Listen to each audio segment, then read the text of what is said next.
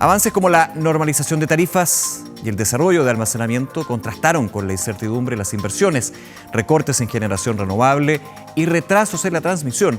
Fueron parte de los hitos que marcaron al sector energético en este 2024. Pero, ¿qué proyecciones se hacen para el año que viene? Los desafíos, el camino también a seguir. Vamos a analizar los avances en esa materia. Para eso estamos con la directora ejecutiva de Acera, Analía Rojas, en Reporte Minero y Energético. Analía, siempre un placer. Gracias por acompañarnos. Hola, Nico, ¿cómo estás? Muy bien, pues. A ver, a modo general, yo hablaba de algunos hitos, desafíos. ¿Cuál es el balance que desde Acera hacen del 2024 en el sector? Mira, tuvimos como una discusión interna acerca de cómo se iba a hacer la evaluación de este año 2024 desde el punto de vista de la penetración de energías renovables y del almacenamiento. Y le pusimos un título, es la montaña rusa. O sea, momentos en donde estuvimos con puntos muy altos, ¿ya? Que son avances, como por ejemplo ese 80,2% de participación de energía sin emisiones que tenemos en la matriz en el mes de noviembre, ¿eh? Para ser exacto, eso ocurrió en el penúltimo mes que todavía tenemos, antepenúltimo mes que tenemos todavía registro, ¿cierto?, de las cifras. Pero ese porcentaje es un récord. Nunca antes habíamos tenido una penetración de energía sin emisiones en la matriz eléctrica. El punto bajo, desde ese mismo ángulo, es que todavía esa participación alta de energías renovables sin emisiones es en la matriz eléctrica que nos abastece nuestros consumos energéticos. Y esa matriz eléctrica solo representa el 22% de lo que nosotros consumimos energéticamente en el año. Claro, no hay que quedarse con el 80%. Claro, no es de toda la energía. No es de toda la energía porque es el 80% de una matriz que representa un 22%. Exacto, y todavía hay un 64% de combustibles fósiles que abastecen nuestros consumos energéticos, que tú te puedes imaginar, es el transporte, es la industria que usa directamente también combustibles fósiles, claro, es la calefacción, muy importante en el sur. Totalmente. Y ahí entonces tenemos un gran desafío todavía para esto que es en el fondo el propósito de la descarbonización o la desfosilización de todos los consumos energéticos, no solamente del eléctrico. Ya pocos años, porque hay una mirada ambiciosa de la descarbonización, de la transición energética, digamos, de aquí a 2030, 2050, pero los años, bueno, lo vimos en 2024, pasan volando, ¿no? Pasa muy rápido. ¿Cómo, te hago la pregunta, Analía, y qué están viendo desde Acera, aumentar ese porcentaje de energías renovables de la matriz total, de pasar de un 22% a superar el 50%, por ejemplo? Mira, está hiper dicho ya, o sea, el concepto es electrificar los consumos. Ya. O sea, hacer eléctrico que aquello hoy día no tiene un consumo de esa naturaleza, sino que más bien depende de combustibles fósiles o de la biomasa, que es entre comillas la leña, ¿ya? Y yo te diría que la mirada más efectiva, la más eficiente de todos los consumos electrificables posibles que hay hoy día es indudablemente la movilidad eléctrica. Y la movilidad liviana, o sea, que al final tú y yo, Nicolás, andemos en un auto eléctrico. Eso que parece todavía quizás una aspiración del punto de vista además de desarrollo, sí, claro. Yo creo que hoy día cada vez más posible. Mira, te hago el desafío, contabiliza ¿cuántos autos eléctricos estás viendo tú en la calle al día? Muchos más que antes. Muchos más que antes. Han ingresado también nuevas marcas. Nuevas marcas y vehículos además más baratos. Ahora, es que ese es el punto. Hay barreras todavía de entrada para que un consumidor común y corriente pueda optar por la electromovilidad, entendiendo los beneficios, que también un tema de la infraestructura de carga. Exacto. Ahora, desde los precios, bueno, es un tema de mercado que habrá que ir viendo. Desde la infraestructura eléctrica, para poder llegar a ese punto en que cualquier ciudadano o ciudadana diga, bueno, voy a tener un vehículo eléctrico porque voy a poder cargarlo en cualquier parte, digamos. ¿Estamos muy lejos de eso? Estamos todavía lejos y por eso es necesario apuntar al refuerzo de la disponibilidad, ¿cierto? Y del display de los cargadores, además cargadores más rápidos para que la experiencia de carga sea similar a la que tú tienes cuando tú cargas un automóvil, ¿cierto?, de combustión. Claro, cosa de minutos. Exacto. Y segundo, yo creo que lo otro importante es también el reforzamiento de las redes de distribución para que eventualmente cuando hay un consumo más masivo de autos eléctricos no tengamos caídas, entre comillas, del servicio por un posible sobreconsumo. Entonces, básicamente, autos más baratos, una red de carga que también sea más disponible, no solamente en las principales ciudades, que puede ser Santiago, Viña del Mar, alguna ciudad del norte o de alguna del sur, sino que es durante, ¿cierto?, todo lo que es nuestra infraestructura de carretera, para hacer el símil de carretera eléctrica, ¿cierto?, Sí, en claro. carga. Y luego también el tema de tener estándares, ¿cierto?, para poder apuntar hacia una electromovilidad que en el fondo sea también, del punto de vista de calidad de servicio, todo lo adecuado para no tener, en el fondo, caídas en ese sentido. Analía, en otro tema que hemos conversado durante todo el año aquí en el programa y cae de cajón, ¿no? La normalización de las tarifas eléctricas, Ya. lo que ha significado en términos del aumento de la boleta, pero por sobre todo de lo que se viene arrastrando del congelamiento de esas tarifas, que ha significado, desde otra arista muy importante, la suspensión o replanificación de inversiones. Así es. ¿Cómo ha pegado y cómo han evaluado ustedes lo que ha sido? Primero la normalización, pero también con el efecto complejo que genera. Es decir, que la ciudadanía vea que vamos a tener una energía más cara que antes, por decirlo súper en simple. Claro, y volviendo al tema de la montaña rusa, o sea, Eso. punto alto es para un sector productivo como el de la generación eléctrica, la importancia de tener precios sinceros y no congelados, básicamente. Recordar que estuvimos 4 años con el congelamiento de tarifas desde 2019. eléctricas. Exacto. ¿Y sabes cuál es el tema, Nicolás? Que la percepción de la ciudadanía respecto de un congelamiento de tarifas no se percibe directamente como un beneficio. El problema es que cuando las tarifas se descongelan o se sinceran, eso genera un impacto, entonces, obviamente, que nos preocupa a todos, porque hay un impacto grande en las cuentas. Entonces, desde el mes de abril del año 2024 a enero del 2025, vamos a tener alzas sucesivas que van a significar en promedio un impacto del 60% en la cuenta eléctrica en términos de un incremento.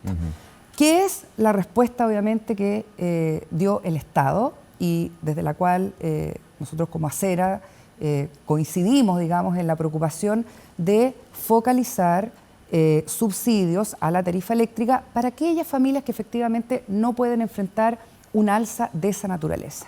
¿Qué familias, me dirás tú? Bueno, obviamente para eso tenemos un registro de hogares que socialmente se pueden caracterizar como hogares vulnerables, y para esos entonces hogares el Ejecutivo ha diseñado un subsidio que en nuestra opinión, digamos, y con estudios de por medio, está completamente financiado con el aumento de la recaudación por IVA que se produce naturalmente, claro, por el aumento de las tarifas. Solamente con esa recaudación, y qué bueno el punto, porque en lo que ha sido la búsqueda de ampliar el abanico de beneficiarios de este subsidio eléctrico para compensar, digamos, el alza en las tarifas de la electricidad, de la luz, se han buscado otras formas. Entre ellos, lo que desde las pequeñas y medianas generadoras se dice puede ser un desincentivo para proyectos futuros, que tiene que ver con un cambio, digamos, en las reglas del juego, se dice. En chileno simple. Vamos. Entonces, las fórmulas que propuso el Ejecutivo para ir en búsqueda de este subsidio eléctrico y la ampliación del subsidio eléctrico, porque ya había una ley que había aprobado 120 millones de dólares anuales para ir en ayuda de las familias vulnerables, se buscó financiar un subsidio que cubriese 4,7 millones de hogares. Saca tú la cuenta, Nicolás. ¿Cuántos son 4,7 millones de hogares en términos de la población, entre comillas? O sea, primero hay como 9 millones de hogares en el universo de Chile, ¿ya? Y 4,7 millones de hogares, si un hogar tiene 3 personas en promedio, más o menos está cubriendo el 70% de la población del país. Entonces, hay como una duda razonable acerca de que si esos hogares son realmente vulnerables, ¿ok? Eso es lo primero. Lo segundo es que la postulación efectiva que tuvo el subsidio fue mucho menor al programado o al proyectado por el Ejecutivo. Solo postularon 1,9 millones en los sucesivos llamados que se hicieron del punto de vista del subsidio eléctrico y no se alcanzaron los 4,7 millones de hogares. Entonces, las medidas adicionales a la recaudación del IVA, que en el fondo son ingresos que el fisco naturalmente va a obtener para el financiamiento de este subsidio, van en relación a ingresos que en el fondo están en el sector productivo de la generación. Los PMGD es uno, pero también los grandes generadores que tienen contratos con las distribuidoras, los clientes regulados básicamente, y ahí también entonces hay una especie de merma, ¿cierto?, desde esos ingresos. Entonces, ¿qué es lo que decimos desde Acera? Mire, los estudios avalan que la metodología en el fondo de recaudación por IVA es suficiente no solamente para cubrir el universo actual postulante a ese subsidio, sino también al que se quiera ampliar. Al que se quiere ampliar, incluso también para las empresas pymes que también tienen en el fondo alguna necesidad para enfrentar una alza de tarifa. Y nosotros vamos a insistir en ese punto porque yo creo que los números no mienten. O sea, aquí... Ahora, el gobierno tiene una visión y números, uno entiende, totalmente distinto. Sí, lo tiene y efectivamente nosotros hemos sido... ¿Cómo puede haber tanta diferencia, digamos? Nosotros tenemos efectivamente estudios hechos por el Departamento de Ingeniería de la Universidad Católica con una metodología, vamos a decir, más fina, que apunta básicamente a los impactos que tiene la tarifa eléctrica, cuando tú subsidias una tarifa eléctrica, cuáles son las disponibilidades presupuestarias que quedan básicamente para poder consumir otros bienes que también pagan IVA. Sí. Entonces ahí se produce la mayor recaudación de IVA. Y eso lo hemos presentado tanto al Ejecutivo como también al Parlamento. Pero usted apunta, perdona, a ampliar la recaudación de IVA de otros productos, digamos. Es que lo que pasa es que sucede eso. Claro, cuando tú tienes un subsidio, también tienes una mayor disponibilidad presupuestaria en el hogar para poder consumir otros bienes que también pagan IVA. Analía, nos quedan unos minutos y tantos temas, digamos, como balance del 2024. Hemos conversado también en otras ocasiones, lo vamos a seguir haciendo, esperemos, con ustedes a Acera, ¿no? Pero quiero dedicar los minutos que nos quedan a la Ley de Transición Energética, promulgada, un cambio, un hito muy en la mano de lo que hemos conversado.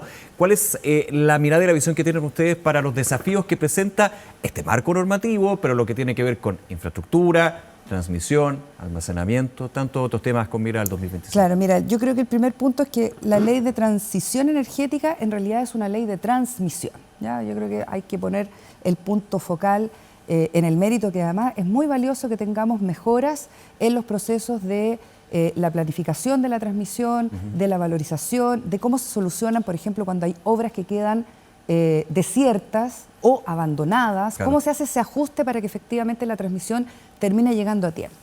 No está o no cubre aspectos tan importantes como, por ejemplo, el tratamiento de los vertimientos. Mira, te voy a dar un dato. La pérdida de energía. Es que yo creo que el dato que te voy a dar va a ser un poco el punto bajo de la montaña rusa. Mira, toda la energía solar incremental del año 2024 se virtió. O sea, el equivalente a todo lo que ganamos en mayor generación solar es incluso menor a los vertimientos que ocurrieron solares en el año 2024. Entonces, los vertimientos aumentaron 164% este año, el solar, y eso evidentemente no es una buena noticia para un país que está tratando de avanzar en la descarbonización de su matriz, que además tiene un recurso solar importante. ¿Y eso con almacenamiento no se cubre completamente? Mira, vamos a las cifras de almacenamiento. Todavía el almacenamiento es una proporción menor en el aporte de generación, es 0,3%. Pero lo importante, hay 3.000 megas de proyectos que están o en construcción, en pruebas y ya en operación. 3.000 megas. Y luego hay 15.000 megavatios de proyectos que están en distintas etapas de desarrollo, tanto buscando una aprobación ambiental como también buscando conexión y financiamiento. Entonces, ¿qué es lo clave? Para la solución de vertimientos, obviamente tener almacenamiento disponible es muy importante porque vamos a aprovechar de almacenar esa energía que se produce en el día para ser consumida en la noche, en las horas, de demanda punta. Pero eso se tiene que materializar, o sea, tienen que haber inversionistas dispuestos a tomar en el fondo el riesgo de tener un proyecto, una inversión en un país que tiene señales, como te digo, de montaña rusa, ¿cierto? Arriba y abajo, así que, bueno, yo me quedo con el 80,2% de noviembre, que es una cifra importante. Igual vamos a terminar el año con un 65% de participación de energías renovables sin emisiones en la matriz eléctrica. Y el gran desafío es poder materializar más inversiones necesarias para seguir avanzando en la descarbonización. Otro dato, el 2025, a propósito de proyecciones, se van a retirar cerca de 1.000 megas de capacidad instalada de carbón, ¿ya? Y para hacer frente a ese retiro que es único en el mundo, además. O sea, no hay otro mercado que haya tenido un retiro de 1 giga al mismo tiempo, ¿cierto?, en el mercado. Así que tenemos que materializar inversiones y hacer más altos en la montaña rusa más que bajos. Analía Rojas, directora ejecutiva de Acera. Analía, un placer. Gracias como siempre por acompañarnos. Muchas gracias, Reporte Minero, como siempre. Que estés muy bien. No olvides suscribirte a nuestro canal de YouTube.